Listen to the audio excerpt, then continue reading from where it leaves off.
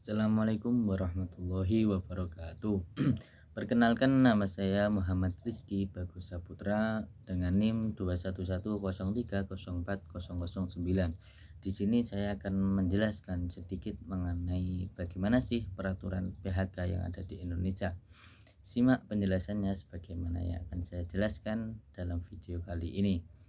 Selama adanya pandemi, kita banyak mendengar perusahaan melakukan PHK kepada para karyawannya. Hal ini dikarenakan ketidakmampuan perusahaan memenuhi gaji karyawan. Perlu Anda ketahui, apa itu kepanjangan PHK? PHK sendiri adalah pemutusan hubungan kerja, yaitu penyelesaian atau pengakhiran masa kerja karyawan.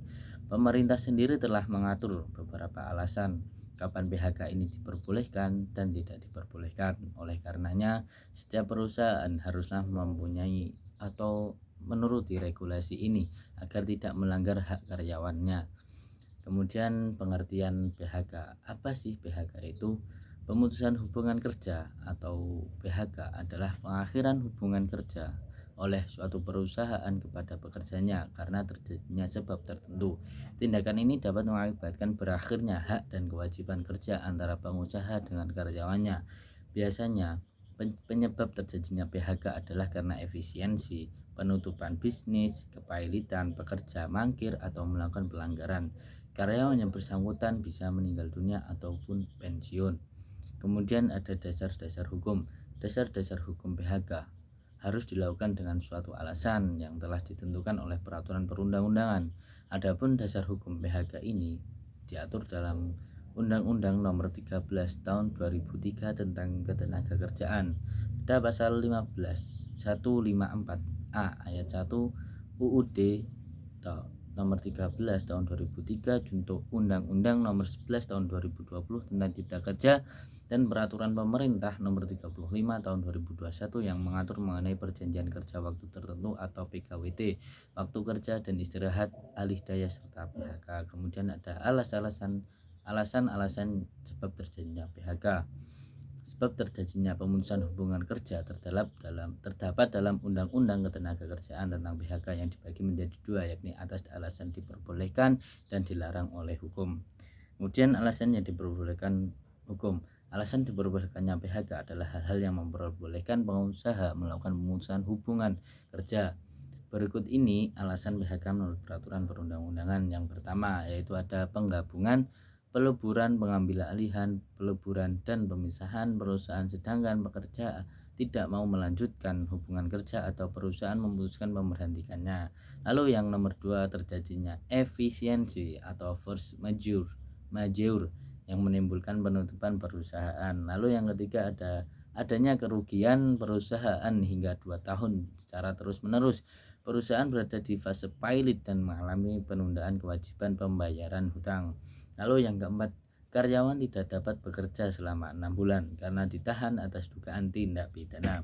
Yang nomor 5 yaitu pekerja mengalami sakit atau cacat yang disebabkan kecelakaan kerja sehingga tidak dapat bekerja setelah 12 bulan. Lalu yang keenam, pekerja memasuki masa pensiun atau meninggal dunia. Kemudian penjelasan berikutnya adalah alasan tidak perbolehkan PHK.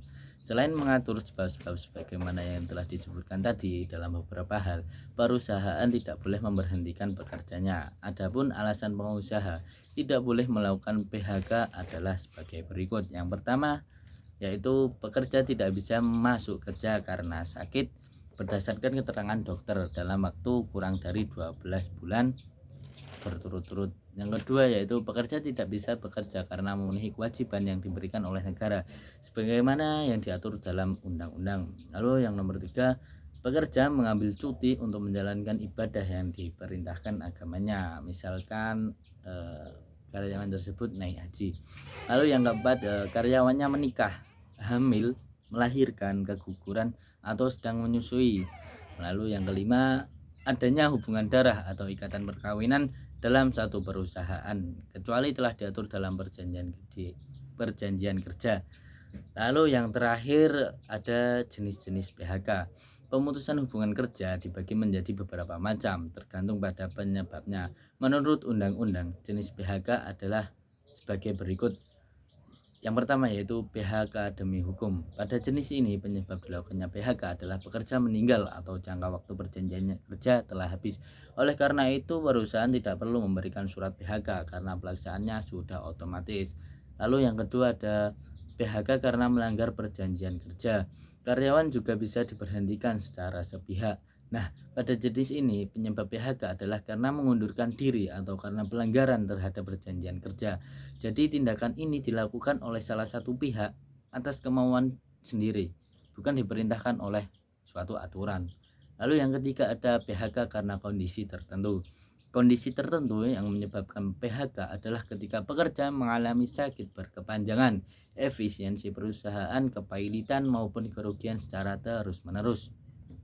Lalu yang keempat ada PHK karena kesalahan berat.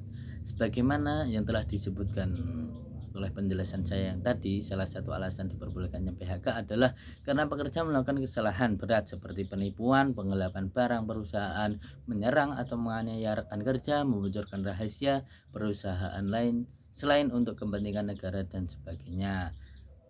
Mungkin itu yang dapat saya sampaikan, kurang lebihnya mohon maaf. Wallahu muwaffiq ila aqwamit thoriq. Wassalamualaikum warahmatullahi wabarakatuh.